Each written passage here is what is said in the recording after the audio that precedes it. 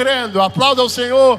E se esse aplauso é para Jesus, aumenta a força da sua palma, porque é para Ele. Salmo 47, verso 1 diz: aplaudir o Senhor com as mãos, porque Ele é altíssimo e tremendo. Agora vamos dar um forte aplauso ao Senhor Jesus.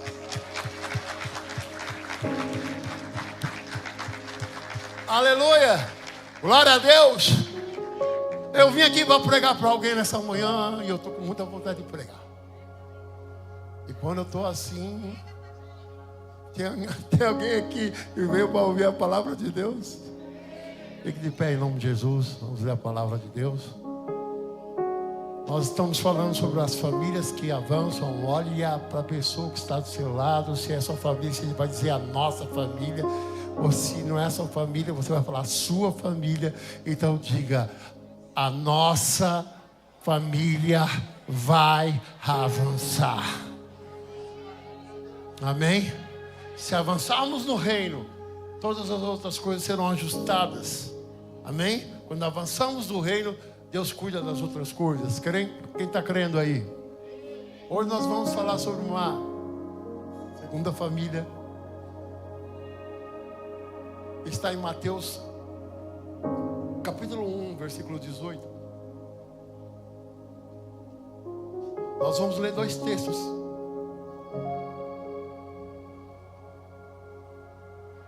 Mateus capítulo 1, 18. Na verdade, é isso. Mateus 1, 18.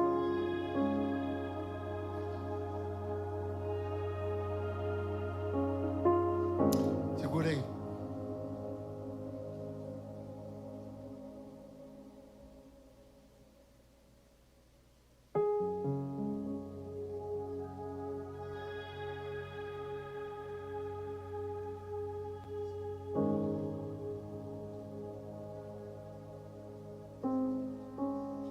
Se vocês puderem, use, pessoal da projeção, use a versão NVI.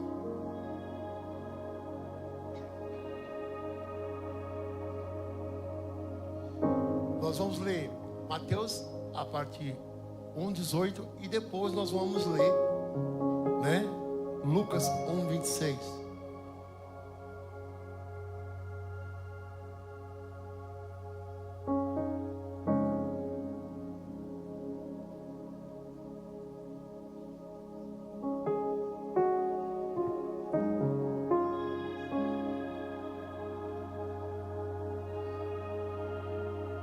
O nascimento de Jesus Cristo foi assim. Maria, sua mãe, estava prometida em casamento a José. Mas antes que se unissem, ela ficou grávida por meio do Espírito Santo. 19. Porque José, o seu marido, era um homem justo e não queria expô-la. Preste bem atenção. Porque José, o seu marido, era um homem justo e não queria expô-la à desonra pública, decidiu anular secretamente o casamento. 20. Mas enquanto ele pensava nisso, apareceu-lhe um anjo do Senhor em sonho. José, filho de Davi, não tema receber Maria como tua esposa, porque que nela foi gerado, procede do Espírito Santo. 21. Ela dará à luz a um filho e você deverá dar-lhe o nome de Jesus, porque ele salvará o povo dele dos seus pecados. Tudo isso aconteceu para que se cumprisse o que o Senhor dissera pelo profeta: a virgem ficará grávida. Maria era, dará à luz a um filho, e o chamarão Emanuel, que significa Deus conosco. Ao acordar, José fez o que o anjo do Senhor lhe havia ordenado e recebeu Maria como esposa. Diga: José obedeceu. Vamos para o outro versículo. Está em Lucas 1:26, se eu não me engano.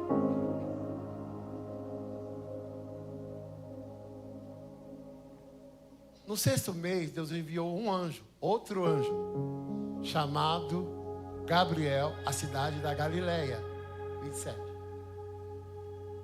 A uma virgem prometida em casamento, diga, uma virgem prometida em casamento, a certo homem chamado José, descendente de Davi, e o nome da virgem era Maria. O anjo, aproximando-se dela, disse: saudações, agraciada, o Senhor está com você. Maria ficou assustada, e com essas palavras, pensando no que poderia significar essa saudação, o anjo, porém, lhe disse: não tenha medo, Maria, pois você foi agraciada por Deus. Você ficará grávida e dará luz a um filho, e ele lhe porá o nome de Jesus. Vamos para o 35. O anjo respondeu: o Espírito Santo virá sobre você, e o poder do Altíssimo cobrirá com sua sombra. Assim, aquele que há de nascer será chamado Santo, Filho de Deus. Vamos para o próximo. Também Isabel, a sua parenta, terá um filho na velhice. Aquela que diziam ser estéril está no 6º mês de gravidez. Pois nada.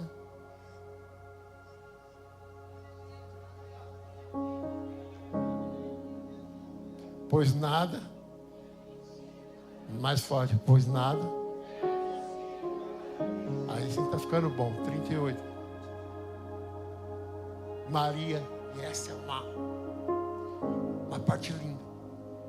Maria respondeu: sou serva do Senhor, que aconteça comigo conforme a tua palavra. Então o anjo a deixou. Estenda tua mão para cá. Pai querido, Pai celestial, eu reconheço as minhas fragilidades, as minhas fraquezas. Reconheço que eu mesmo, por mais tempo que eu tenha ministrado a palavra, não sei nada, estou aprendendo. E eu dependo de Ti, Espírito Santo, meu mestre. Fica comigo, usa a minha vida para a honra e glória do Teu nome. Importa que eu diminua, Senhor, para que Tu cresças. Toda a honra, toda a glória sejam dadas a Jesus. Amém? Segura a tua Bíblia, levanta ela e diga: Senhor, este é o único livro que tem o poder de ancorar o meu futuro. Diga: eu sairei daqui transformado pelo poder da sua palavra. Em nome de Jesus, pode se assentar. Glória a Deus, aleluia. Nós estamos falando nesse mês sobre famílias que avançam, sobre as famílias que ouvem uma voz que as faz avançar. E na semana passada nós falamos sobre como Noé recebe uma voz de Deus para construir algo e agir em cima daquilo que ainda não existia. Deus promete que vai enviar chuva. Ele ainda não tinha visualizado a chuva. A terra era regada de outra forma, através de um orvalho. E ele não tinha experiência com a chuva, mas ele foi chamado a crer. E a fé é crer contra aquilo que eu ainda não vi ou não estou vendo. E Noé obedeceu, e nós falamos sobre o comportamento da mulher de Noé, que a Bíblia não fala que ela sequer deu uma palavra, mas eu tenho a certeza de que ela o apoiou. O homem sem apoio, ele não consegue avançar. Então, um papel preponderante da mulher é apoiar o seu marido nas ações, principalmente quando ele tem uma palavra da parte de Deus. E eu disse como foi importante a postura dela. A Bíblia não fala, mas eu vejo ela, talvez ali no silêncio dela, edificando a casa, levando uma caixa de pregos, se movendo na direção de Noé para construir uma arca, porque o marido não consegue salvar a família sozinho. Ele constrói isso com a sua esposa, e a esposa também não consegue salvar a sua vida sozinha. Mas a Bíblia diz em 1 de Pedro capítulo 3:1 que a mulher edifica a sua casa no silêncio. Então nós aprendemos na semana passada que eu preciso ouvir a voz e andar em união. Eu tenho um modo de entender a família que talvez não seja o conceito, talvez mais, como falo, literal, mas eu penso que uma família, opinião, somente a minha opinião, que a família é uma união de pessoas que decidem viver juntas ou não. Porque o seu esposo, a sua esposa, você escolhe. Os filhos não. Os filhos nascem. Você aprende a amá-los a partir de uma coisa que foi gerada. Alguns parentes que acabam morando com a gente, ou uma adoção. Não é uma escolha. Então, família é uma união de pessoas que decidiram ser escolhidas ou não. E essas famílias, elas partem de uma união de indivíduos. Então, não dá para falar em família sem entender as individualidades, a diferença. E é por isso que quando nós casamos, nós construímos uma aliança. E quando eu vou ministrar um casal que vai casar, eu pergunto: vocês estão casando por quê? Aí elas falam: por amor. Eu falei: se o amor por algum motivo parecia que ia acabar. Mas quando a gente casa com uma aliança, a gente aprende a viver com as diferenças, as dificuldades. E a aliança é simplesmente usada no momento onde as adversidades estão claras, onde o casamento às vezes não está muito bom, as coisas não estão fluindo. E aí eu tenho o poder da aliança para me manter com a minha esposa. Ou o poder da aliança é para você se manter com o seu esposo, olhar e falar: eu casei e fiz uma aliança não diante do homem, mas eu fiz uma aliança diante de Deus. E é essa aliança que vai fazer com que eu permaneça contigo quando o amor parecer que acabou. A paixão impulsiona, o amor sustenta. Então nós estamos aqui diante de uma segunda família que vai ser construída, que recebe uma palavra da parte de Deus. E a primeira coisa importante desse texto, quando Deus quer usar a família, Ele vai falar com o esposo e com a esposa.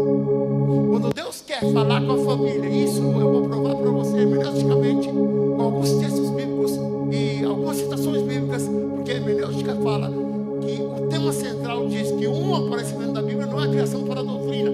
Mas eu quero explicar para você que houve alguns acontecimentos onde Deus queria usar uma família para um propósito, e Deus quer usar a minha família, a sua família. Não pense que é só a minha família. Deus quer usar a sua família para um propósito. Amém? Vocês estão aqui? Deus tem um propósito na família. Uma igreja forte, ela tem pilares de famílias fortes. Nós não podemos caminhar como indivíduos e não entender a coinonia ou a união, a força de caminhar junto, de decisões conjuntas. Porque se eu puxo um para o lado e minha esposa puxa do outro, não vai dar certo nada que fazemos. Não daria certo a arca se a mulher de Noé não se posicionasse ao seu favor e apoiasse. E eu tenho por experiência, é o empírico mesmo, que todas as vezes que eu e Ana não concordamos com algo, o negócio não flui. Seja em qualquer nível do nosso relacionamento, seja fora da igreja, em um trabalho, alguma coisa, ou até mesmo dentro do ministério, quando eu acho que é por aqui e ela acha que é aqui. Então a primeira coisa mais importante é a gente desenvolver uma cultura de entender que Deus, quando Ele começa a falar no nosso coração, e às vezes nós queremos que o nosso cônjuge saiba, então nós precisamos entender: pô, se Deus falou comigo, Deus vai falar também com o meu esposo ou com a minha esposa. Tudo bem? Vocês estão aí? Eu acredito que primeiro Deus ali está ministrando o coração de José, preparando o coração dela. Olha, vocês estão noivos. E agora eu vou falar, abrir um parente aqui para falar para os jovens.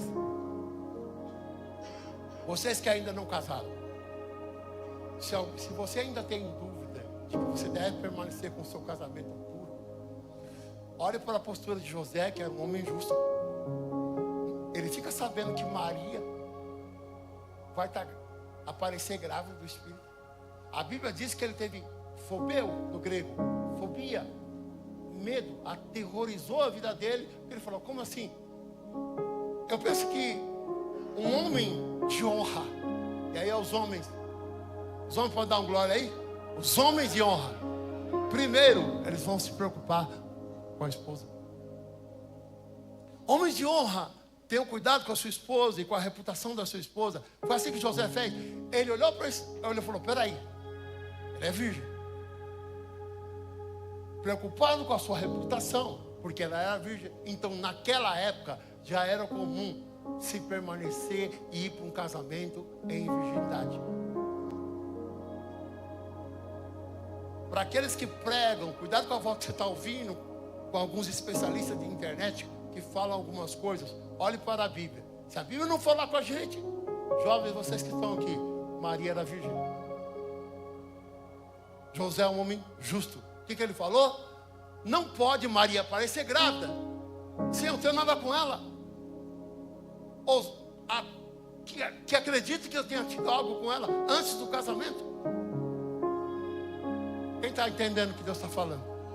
Então, não era para a cultura da época, isso talvez 2000 anos atrás, já não era comum você ir para um casamento e ter relação íntima antes de casar. Não, porque eu tenho que provar uma experiência. Isso é furado.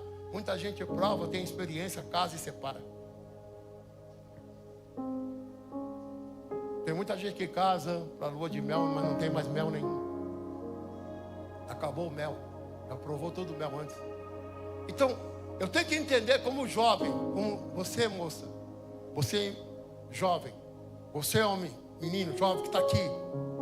Eu vou para o meu casamento, eu tenho uma referência, que é José. Ele falou, não, eu vou separar secretamente, porque a reputação dela vai ser ferida. Eu vou me separar, eu vou dar um jeito. Aí o anjo visita, diga ao teu irmão assim, Deus não vai permitir que eu perca o propósito. Eu não sei o que Deus fazer, que Ele vai fazer. Ele vai mandar seu Espírito, Ele vai mandar um anjo, Ele vai te visitar em sonho. Mas Deus não vai deixar você errar no propósito que Ele tem para a sua vida. Olhe para a pessoa que está ao seu lado, diga, Deus não vai deixar você errar no propósito que Ele tem para a sua vida. Toda vez que Deus quis falar com um casal que ia fazer alguma coisa grande ou especial, Deus falou com os dois. A Bíblia diz em Juízes, se não me engano, capítulo 13, que a esposa, que a mãe de Sansão recebe uma palavra, o seu filho vai ser separado como nazireu, e seu filho vai ter que ter algumas posturas. Aí aquela mulher recebe aquela palavra e fala para o marido. E aí a postura de homem de Deus. Homens de Deus, quando a mulher recebe uma palavra, o que eles vão fazer? Orar. Entra no seu quarto e fala com Deus. E foi isso que Manoá fez. Manoá foi orar e falar, o Senhor falou com ela, fala comigo. Quando Deus quer operar na família em conjunto, Ele vai falar com o esposo e vai falar com a esposa. Ou Ele vai falar individualmente, enviando um anjo, enviando uma visão, visitando em sonho. Ou Ele vai fazer com que o querer e o efetuar flua de você, para que você deseje ouvir o homem sério, que constrói um relacionamento sério. Ele vai orar. Se Deus tem uma palavra, isso já quando o noivo. Se Deus tem uma palavra para você, eu vou orar para que Ele também fale comigo. Para que o que aconteça? Haja a casa unida, a casa dividida subsiste. Uma casa não avança sobre pensamentos dissonantes. Não tem problema você ter dissonâncias, não tem problema nenhum. Até toda a concordância já às vezes não é muito boa, porque tem pessoas apoiando o nosso erro. E a pessoa que apoia o nosso erro, ela é prejudicial a nós. Então não tem problema na dissonância. Só que eu não avanço em dissonância. Eu não avanço como casal, eu não avanço individualmente, porque se a minha família, tem gente que está se preocupando só com você. Deixa eu falar uma coisa. Essa palavra para a família é chata. Se a sua família avançar, meu irmão, você está no barco, você vai junto. Se a sua família avançar, você está no barco, você vai junto. Então, essa palavra não é só para a família. Essa palavra também para nós como indivíduos. Aí Deus fala com Abraão e também fala com Sara. Segundo acontecimento, Deus fala para Abraão e também fala com Sara. Eu tenho um propósito para vocês. Eles vão ter um filho. Esse filho nascerá nação. Deus fala com José e fala com Maria. Deus fala com Manoá e fala com sua esposa. Deus fala com Abraão e fala com Sara. Quando Deus quer construir algo na família e quer direcionar algo, normalmente Deus vai falar com os dois. Pense bem, muitas vezes você acha que recebeu uma palavra, uma visão que Deus te deu, e você então toma uma posição. Às vezes você quer apoio da sua esposa. Se a sua esposa não está te apoiando, então peça que ela entre e ore e clame. Se o seu esposo não te apoia, porque uma mulher também precisa estar apoiada, né? Embora Deus colocou a mulher como apoio do homem, ela estabeleceu isso. O homem também precisa apoiar. E às vezes apoia no silêncio, quietinho, sem falar nada, simplesmente se colocando do lado, caminhando junto. Tem horas que é melhor silenciar do que falar o que é impróprio. Então Deus está chamando a família para avançar. E se Deus está chamando a família para avançar, vocês vão avançar juntos. Você está com a sua esposa, com o seu cônjuge, olha para ele.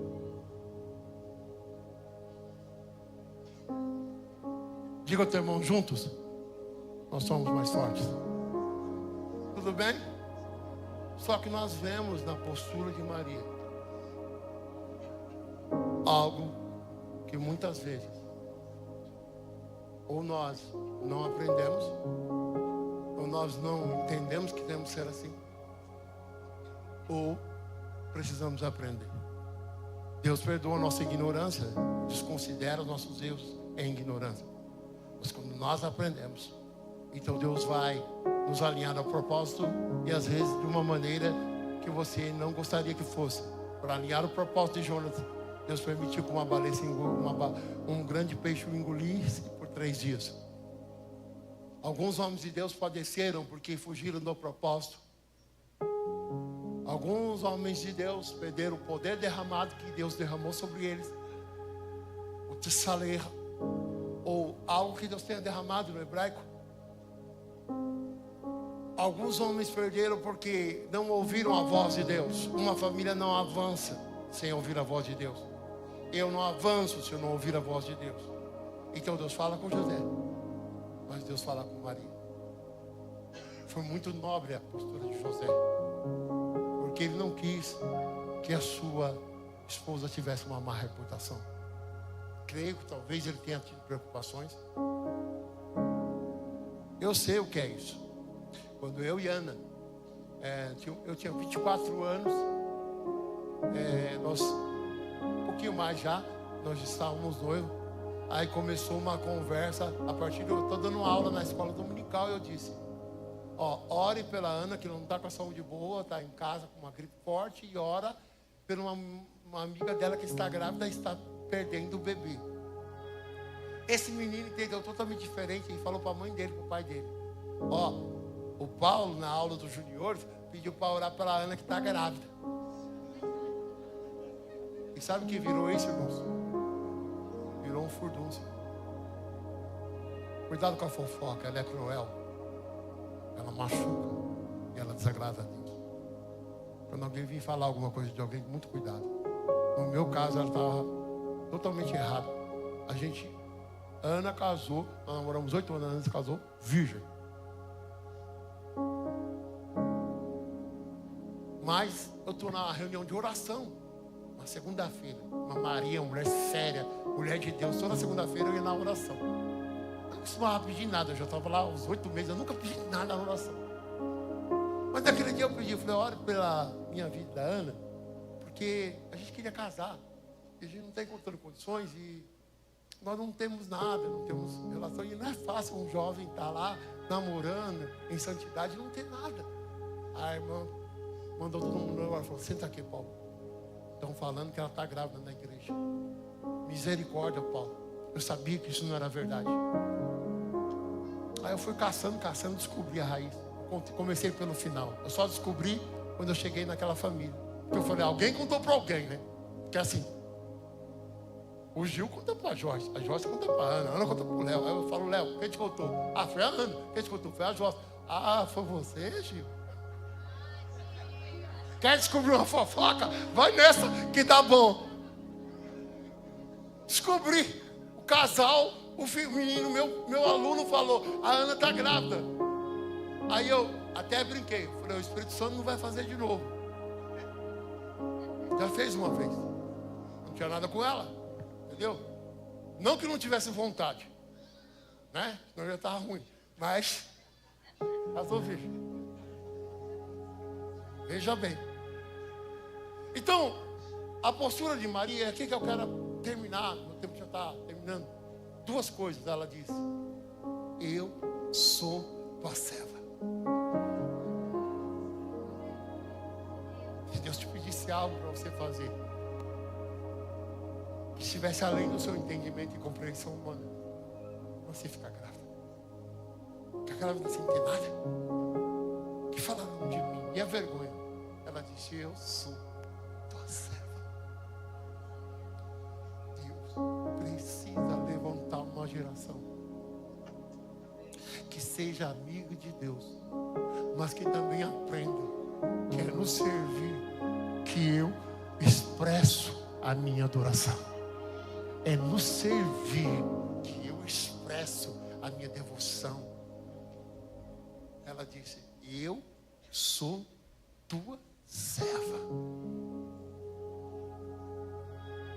A Bíblia diz que José fez como o anjo tinha falado. Diga ao teu irmão: obedecer. Obedecer é melhor que sacrificar. Mas Maria tem uma segunda frase que ela fala. E aí, irmãos, mexe com a gente. Ela disse: seja feito conforme a tua palavra, não a minha vontade. Esse é o campo que a gente não consegue às vezes caminhar e andar, porque fomos criados, feito desde criança, nós fomos alinhados à nossa vontade de ser cumprida. Quando a gente às vezes fazia a birra, esses dias Deus falou comigo. Às vezes comigo, tá? Às vezes nós julgamos algum idoso, porque está fazendo uma manhãzinha. Só que Deus fez me lembrar, quando você era criança, às vezes não gostava de ficar doente, porque o mimo ia todo na sua direção. Era danoninho, era não sei o quê. O que você pedia, a mãe vai e trazia. Sim ou não? Até parece que a gente gostava de ficar doente. Quem já passou por isso, levanta a mão. Quase todo mundo. Ninguém gostava de ficar doente, mas você sabe que tinha um tesouro por trás disso. Porque quando você estava doente, toda a atenção, eu ainda dividindo minha atenção com mais 9, ia para você. Então, onde Deus quer chegar nessa noite? Primeiro, saiba que Deus tem um propósito para a sua vida. Segundo, saiba que Deus, quando Ele tem esse propósito, Ele vai falar com você e Ele vai falar com a sua esposa. Construa isso. Com Abraão e Sara, Deus falou. Com José e Maria, Deus falou.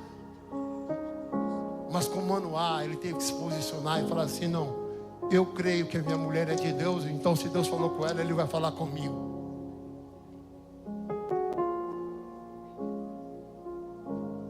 Deus fala conosco, Deus fala com a família, porque Deus quer cumprir o propósito. Mas no final, nós precisamos escolher ou obedecer, ou apenas sacrificar. E ela escolheu a vontade de Deus. Diga ao teu irmão: você escolheria a vontade de Deus? Mesmo que ela fosse contrária àquilo que você tem, que você acredita, que você pensa, faria? Maria fez. Seja feito conforme a sua vontade. E sabe por que a gente não diz isso, pastor Gil, Joyce, Renato, que estão aqui à frente, igreja? Porque a gente tem medo de Deus falar para você não. Porque a gente tem medo de Deus dizer: essa não é a porta. Porque a gente tem medo de dizer: você não vai para o sul, você vai para o norte. a gente precisa ter em comunhão, como casal, uma palavra de Deus. Diga ao teu irmão, se você tem uma palavra de Deus, você tem tudo. Diga, Deus quer ver uma família curada.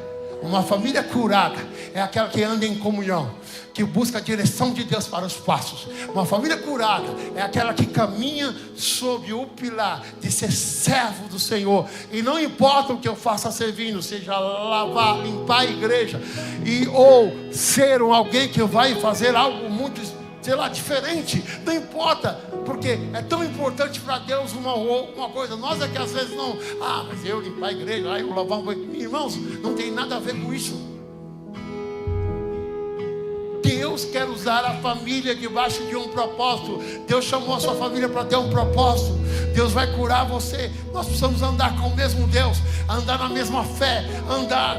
Por isso que o jugo desigual destrói as casas, destrói a família. É por isso, jovem, que quando você for escolher alguém, não escolha alguém que esteja em jugo desigual, porque há uma grande chance da sua fé ser roubada, seu propósito, porque você vai andar com alguém dissonante à sua fé, que não honra a sua fé, que não respeita aquilo que você respeita, e isso não vai dar bom.